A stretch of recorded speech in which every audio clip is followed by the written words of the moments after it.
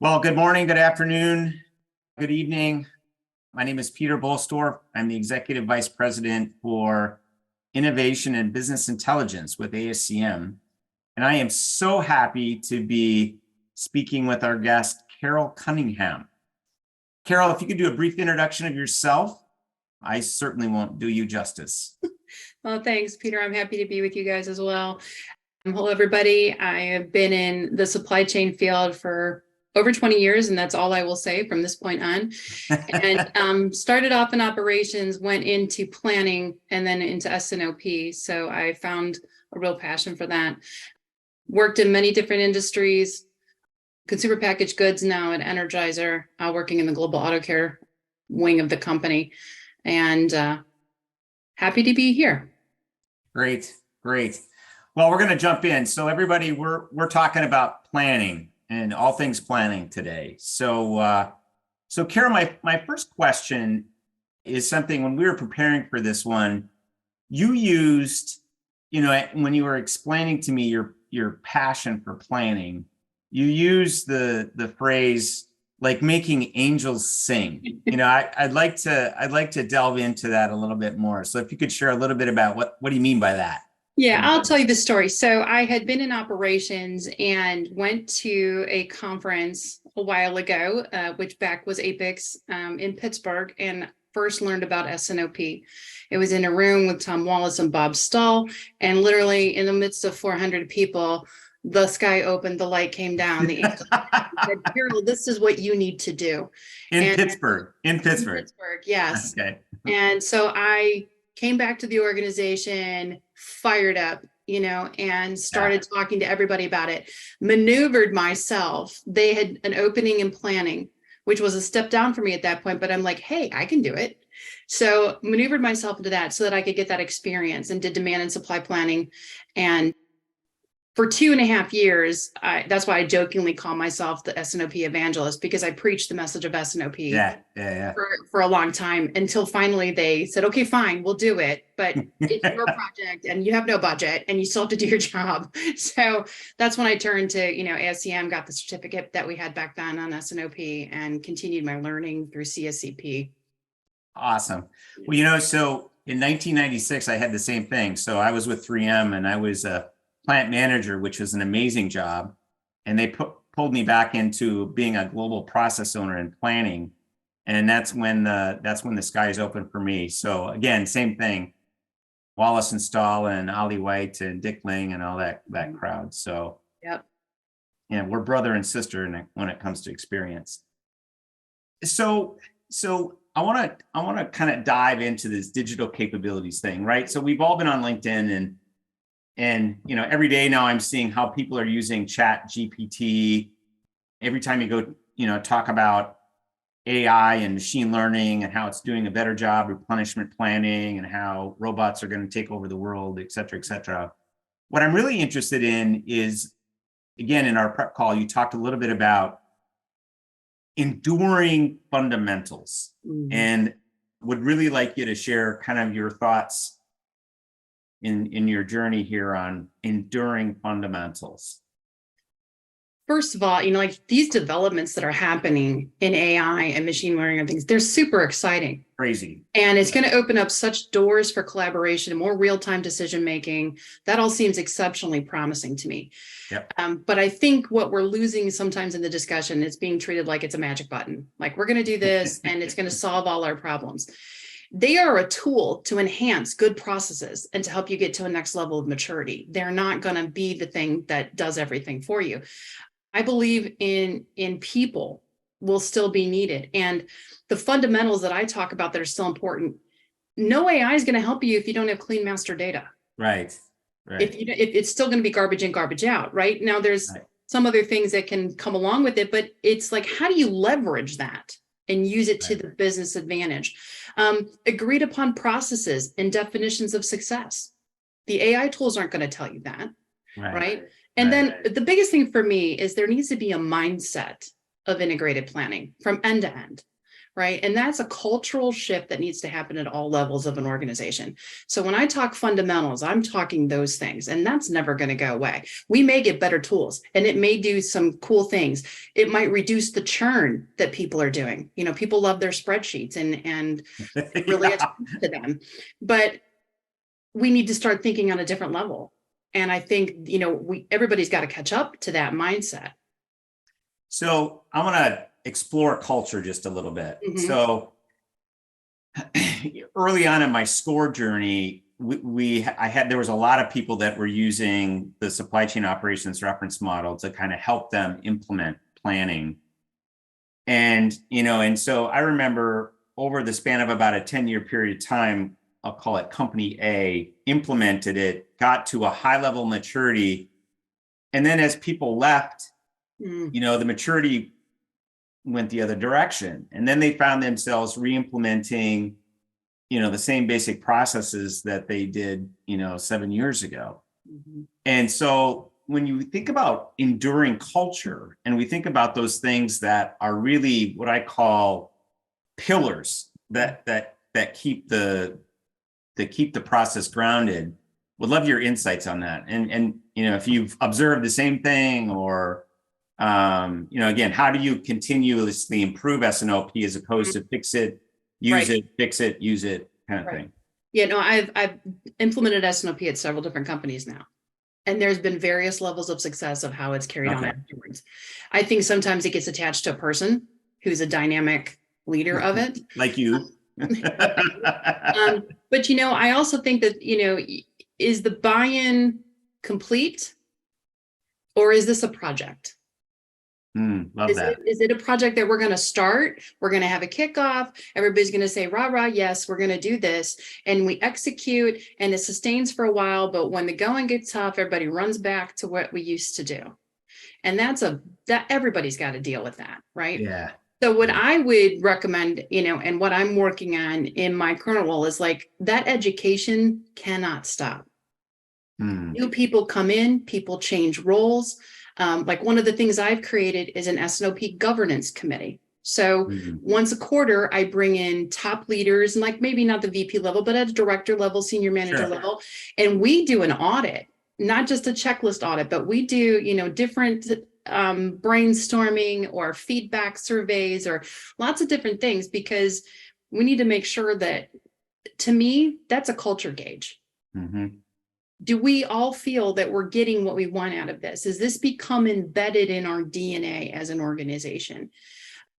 So I think it takes buy-in from the leadership that it's more than a project, but then it needs to be a continuing effort. There needs to be continual growth, continual training. There needs to be an onboarding process for people come into new roles. For the new ones. You know, and so there's the work doesn't stop once it's implemented.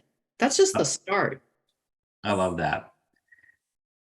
Can't have an S&OP conversation without talking about KPIs. You know, and so we've got a lot of folks that are always looking for that next magic metric, you know, that will improve forecast accuracy by 100%, right? When I was going through the whole thing, I found that there were some really critical levers, you know, for the organizations that I worked in. One of them was bias, right? So it's one thing to guess high, guess low, guess high, guess low, with the net being 0. And the other one is always guessing high or always guessing low. I would really love your insights on the metrics that work for you and the ones that, so it's like, you know, the dog chasing the tail kind of thing. Right. So you hit one of my hot buttons here. So sorry.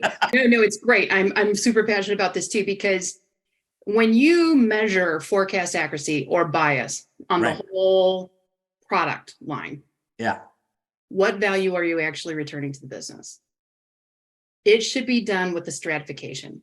use your ABC, XYZ, or, think about strategic. Kind of weighted by Yes. volume or revenue or whatever, right? Whatever it is. So if there's a new strategic launch of new products or a new customer, maybe doesn't have an ABC, XYZ that would warrant it yet. This is where you get together with your product lifecycle management. And if you have that step in your S&OP, that's what I think is the best place to bring that conversation in. Yep. You need to be strategically linking that with the metrics and, cash to cash cycle. I still am a fan of gross margin return on investment. Yep. GEMRI is a great one. Yep.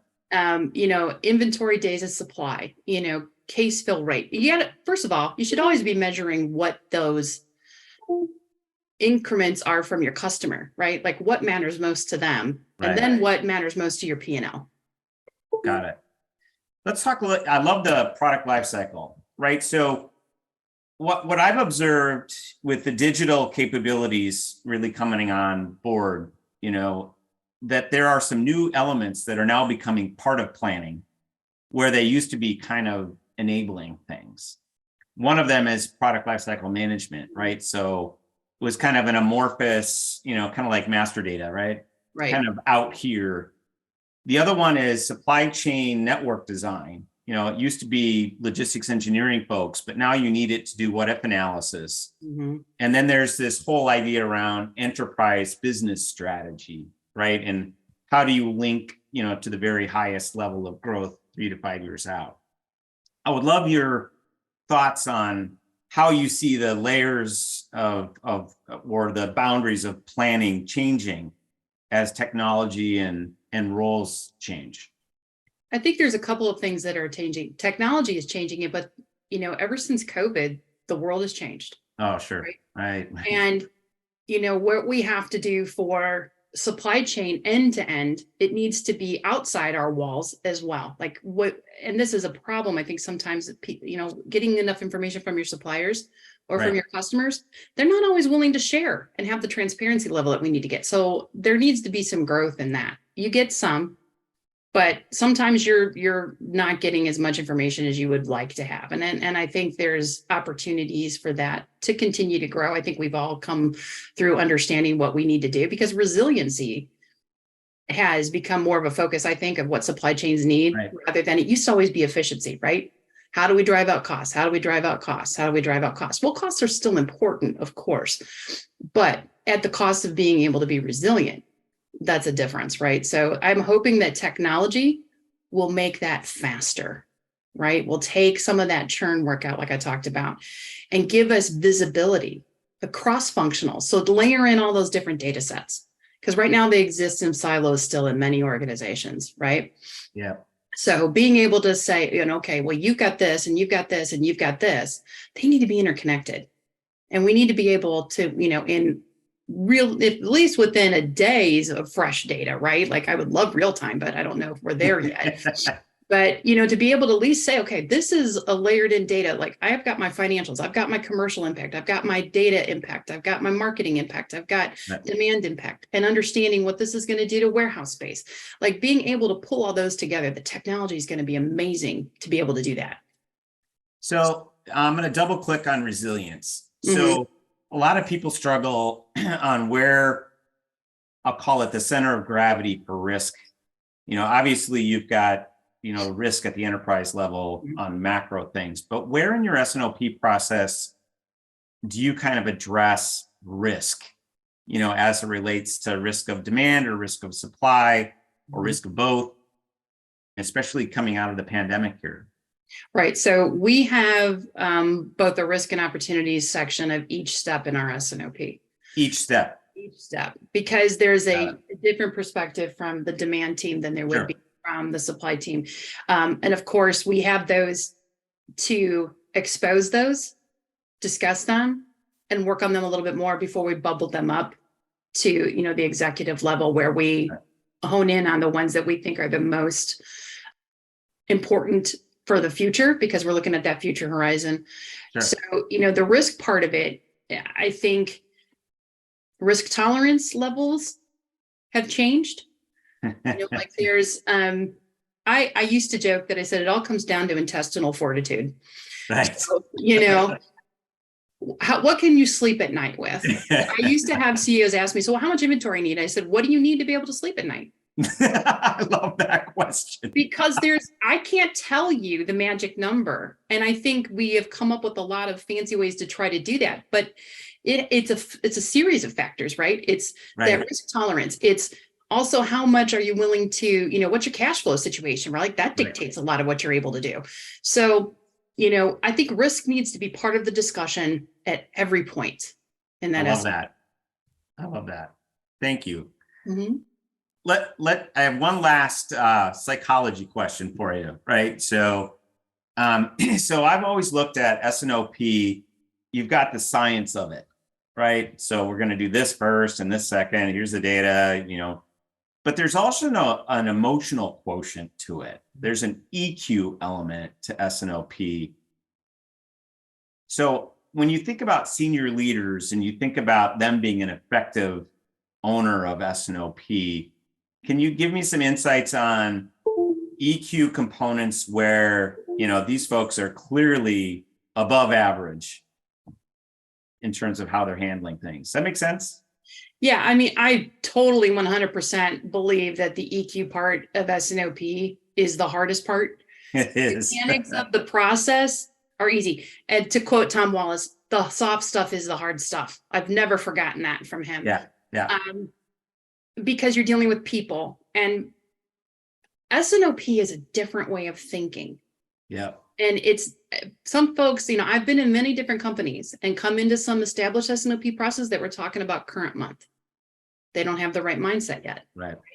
So there is a difference there that you have to lead people on that journey of changing that mindset. But the biggest part for me of what that emotional question does is, especially, I'll just use my example. For me, I call myself, I have to be a chameleon. As an S&OP leader, I need to be able to go to sales and talk to them and have them think, gosh, Carol knows what we're thinking. Carol knows what's important to us. Yep. And I need to be able to go to finance and have them say, yeah, Carol gets us. She's going to advocate for us in this process. And I'm embedded in supply chain now, but I've been in different functional areas all over the place, right? It's different at every company. But I really feel like that S&OP needs to be the hub. And in order to do that, you have to listen more than you speak. And you have to really be willing to learn what's important to other people, because the biggest portion of S&OP to me is to get out of firefighting. Yeah. It's about the future horizon. It's about fire prevention, right? Exactly. And there's a cultural thing there. If we go back to culture for a minute, because a lot of people get rewarded and promoted for being firefighters. Mm-hmm. So it's hard to let go of that. Exactly. It's like I'm rushing in with my hose over my shoulder and I'm the hero, and I don't mean intentionally, but that's somewhat the cultures have been that way. Yeah. So the EQ part of it is huge. Great. I'm going to show you a picture. Okay. And so there we go. So last fall, we ASCM were so excited to launch the new Score DS. And again, it was after about a 1.5 years development, working with about 70 amazing practicing experts. So I just want to talk about a couple of different subtle dimensions here, right? Mm-hmm. It's not a score training. So one of the things that we found in the process was this new process that we called orchestrate. Mm-hmm. And in the old score model, it was simply plan, source, make, deliver, return, and enable. Mm-hmm. And so what the team sorted through is there's really two infinity loops that we've got to deal with. This idea around bidirectionally orchestrating demand and supply, so trying to do it both ways. Mm-hmm. And then the other dimension is how do we orchestrate the synchronization of a regenerative supply chain, again, with all these, ESG commitments that we're making, 10, 15 years out.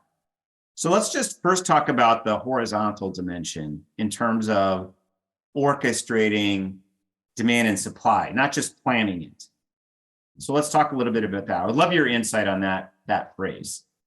Well, this is a really cool update, but I got to tell you, you've totally ruined my mnemonic for how I learned this. I'm sorry.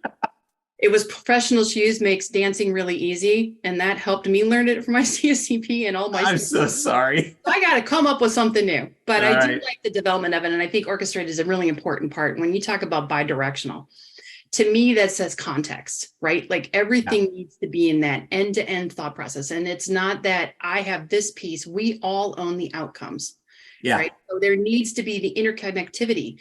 And, sometimes there can be a mindset of, I've done my part, I'm done, throw it over the proverbial cubicle wall. Yep. And now it's your problem. No, we need to think like, my demand planning team, I've conditioned them to be like, hey, if we track pacing, I'm just going to use this as an example.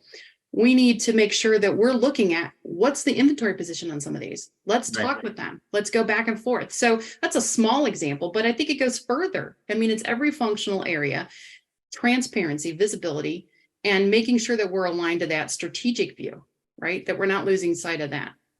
Well, on the right side of this chart, when we think about supply, it's not the big suppliers that get you. It's the tier 2, tier 3 smaller guys that really you never really see, that all of a sudden I can't supply this thing. And all of a sudden you have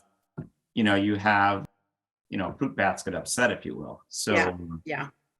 So let's talk a little bit about, again, and I'm going to call this an emerging challenge, right? Because again, I think lots of people are still trying to figure this out.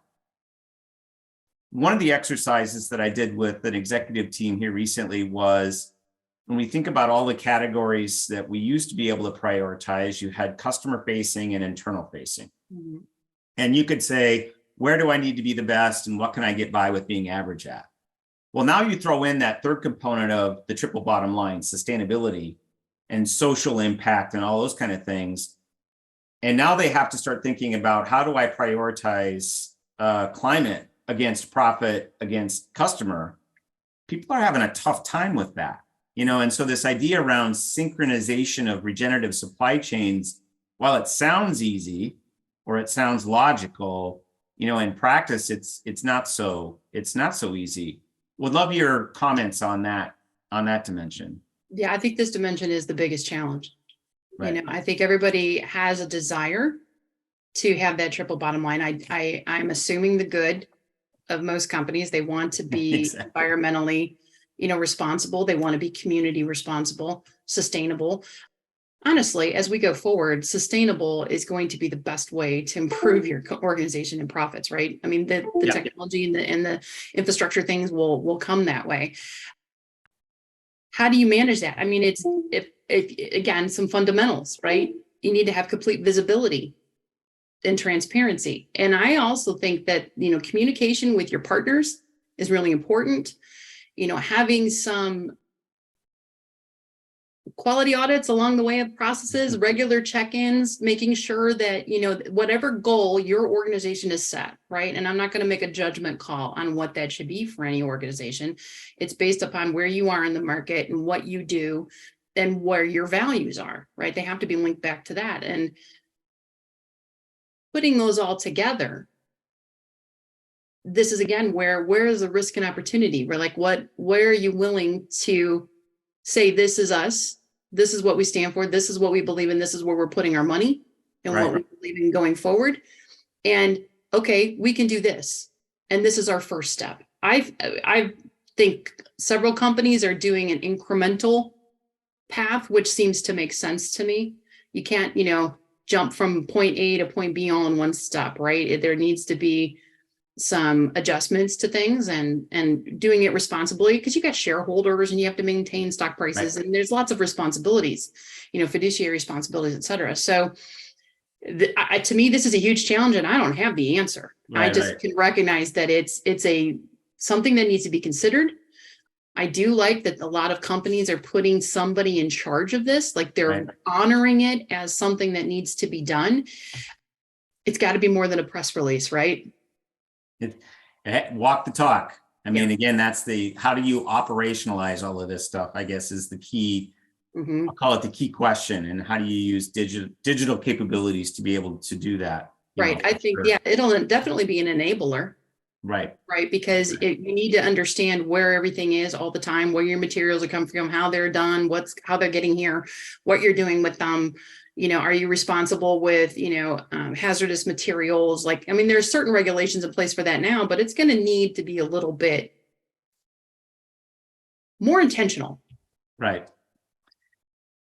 So I'm going to ask a philosophical question, and then you're going to be able to give me some more wisdom. So philosophically, people get all gummed up in nomenclature. So when somebody says supply chain operate S&OP, somebody says, oh, no, that's old. It's IBP now. And somebody says, no, you're not strategic enough. So they said it's got to be enterprise business planning. And then somebody says, yeah, well, that's true. But if you go that high, then I need SOE, sales and operations execution. And I'm going, the planning stack is the planning stack. I mean, you have things that you have to execute. There are things that you have to do tactically. There's operational planning, and then there's, the strategy part. So I'm usually one, as a chameleon, will adapt to whatever language the company is using. I would love your thoughts on that philosophical nomenclature argument. Yeah, I mean, S&OP, SIOP, IBP, all those things. There's two camps, right? Some people, that's all the same thing. And that's okay. Call it what you will. I agree with you. Like, if that's what you guys like calling it, that's fine. As long as you are there, the core DNA is Right. there, right? And for me, it's about horizon length and scope. So I believe very strongly, in S&OP, obviously, I'm very passionate about it. But to me, that's usually like a 4 to 24 month window. Okay. If you need to be thinking out, right? So, what came out through COVID a lot showed the necessity of what are we doing between 0 and 3 months? Yes. And that's where I really have found the power of S&OE. As long as you're talking, again, core DNA needs to be there. You need to keep the scope in mind. You need to talk about the right things. So if that a horizon is adhered to, I like both of those. Got it. And then, we are embarking at Energizer on an integrated business planning initiative. It's multi-year, but for us, that's an umbrella over those. S&OP, S&OE are at the heart of it. But what we're doing is we're focusing on the interconnected data and process and alignment, which is huge. It's very exciting. And so that's, connecting our supply chain, our financial and our commercial at a level that's higher. So in orchestrate somewhere, probably. In orchestrate, it's exactly what it would look like. Okay. And so for me, I think S&OP is here to stay. It has relevance. It is not old. What you call it, suit yourself, right? But I do think S&OE is something entirely different. It's a weekly thing. It has certain things that you should talk about. There's that a shorter horizon, right? And it has a different intent and a different audience, right? So S&OP, the audience builds as you go along, right? Yep. And I think, to me, I agree. Always go back to what I learned from the GOATs, Tom and Bob, right? And it's the handle on the business for the executive team. So for those, so the way I've learned it is you got S&OP, IBP, and then what S&OE is really referring to is what I call that tactical planning layer, transportation planning, order planning, mass production planning, MRP, et cetera, et cetera. Right. So great. Right. I think what S&OE is giving us now, because we look at it as more of a where this resilience need comes in, gotcha. Where we're nimble and adaptable, where are we sharing? Okay, what problems do we see in 0 to 3 months? It's not just a report out of what we're doing. We all know what we're doing. This is triage, right? Where we come together and we examine all the things. And I love this, what we do. We start off with the voice of the customer. we have a whole group here that they're part of our supply chain team, but they interface with the customer's supply chain. Love that. And they start with a rundown of what's going on with our customers. And I think that's a perspective that I really appreciate that we started with, because it puts us all in the right mindset of why we're doing this again, right? It's almost like the customer has a seat at your table. Yep. Right. Well, here's your give back. So again, I know part of our objective this year as part of our events is to really try to reach out to that young professional crowd, as they're looking at expanding their career and they're looking at things to explore. What are some of those gems that you would give those young professionals out there as they think about their supply chain careers? I believe very strongly in this. ASCM, I credit my career to my involvement with this organization. Thank you. And for what I've learned, the connections I've made, and the fact that, the resources that I get through it. And no, they did not pay me to say this. And we didn't. No, we didn't. I just truly believe it. And for me, the number one thing, keep learning. Mm-hmm. If you join ACM, you've got all kinds of opportunities. Take advantage of them. There's free webinars, there's conferences you can go to. This new tour that they're going to do is really neat. Go through a certification process. It's not that scary, right? And honestly, I put it out there on my LinkedIn. If somebody's doing CSCP and they have questions, I'm willing to help. And then also find a mentor, either within your organization or somebody else that, not just for supply chain, right? But that's important, but also somebody professional that can help you grow. Right. Like we talked about, the EQ part of it is really big. EQ is huge. Really right. is. So that was my first point. And then my next point this is what I look for. The number one thing I look for when I hire somebody, are you intellectually curious? Oh, I have hired people without experience that showed me they were curious. And because that way you have a fire in your belly to do the learning, first of all, but also you're going to discover things about the organization that you're in, the industry that you're in. Those things are going to be great, but also you're not going to take the surface answer. Right. Like that's, we have to go beyond, okay, you look at the data with the tools we have now, which, okay, doesn't give us a lot sometimes, right? and you accept that, oh, this is what it is. What does that mean? And then you go a level deeper and then you go, what does that mean? So that character trait can be developed. I believe anybody can develop that. So I would encourage people to do that. And then also make connections throughout your organization. Don't just stick with your tribe. Go meet people in commercial, go meet people in finance, go meet people in operations. Make connections, even if it's just, hey, how you doing? And okay, if you're not in the office, I'm remote. It's been an adjustment. I like people. It's not always easy, but you can still do that remotely. Set up I do all kinds of one-on-ones with people or meet and greets, and I check in with people. I call people. It's not always a great thing to be on camera, but I try to make myself presentable because looking at someone's face helps, right? Making huge. So that's a big part. Great. So I got one more. No, please. We need as many as we can get. This is really important to me. And this is something that I believe everybody should cultivate, is to become a servant leader. You don't need a title to be a leader. You can be a leader from 360 degrees from wherever you are.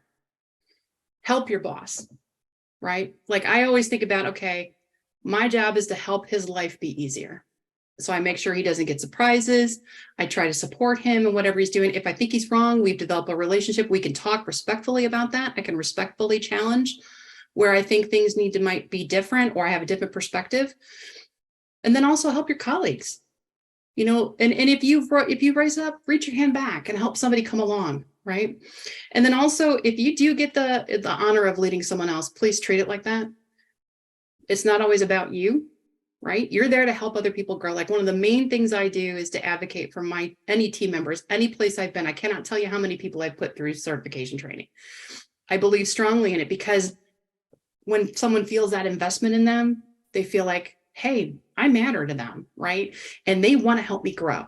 And I've had people come to me and I'm like, hey, so what do you want to do? What do you think you want to do? I really want to be in marketing. Okay, so I went over to the marketing people and I said, hey, I got this guy down in the warehouse. He's getting his degree. He really wants to be in marketing. Can you come up here like once a week and shadow somebody? That kind of stuff.